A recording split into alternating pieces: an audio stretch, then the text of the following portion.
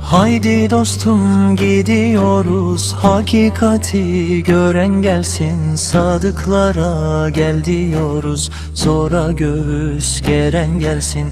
Haydi dostum gidiyoruz, hakikati gören gelsin, sadıklara gel diyoruz, zora göğüs geren gelsin.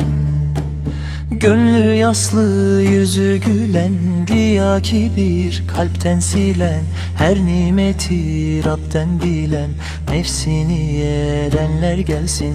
Gönlü yaslı, yüzü gülen, riya kibir kalpten silen, her nimeti Rab'den bilen, nefsini yerenler gelsin.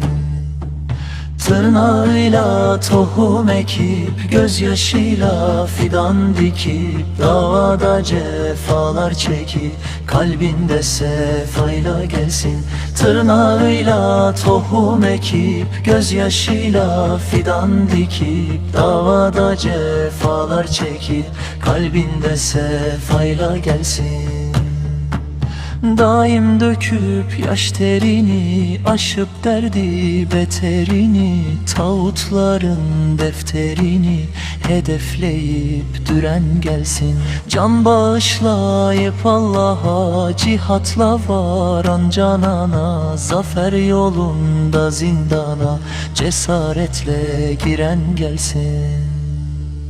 Kur'an ve sünnet ile selefin fehmi üzere, adım adım hidayete adil düzen öğren gelsin. Kur'an ve sünnet ile selefin fehmi üzere, adım adım hidayete adil düzen öğren gelsin. Kur'an ve sünnet ile selefin fehmi üzere, adım adım hidayete adil düzen öğren gelsin.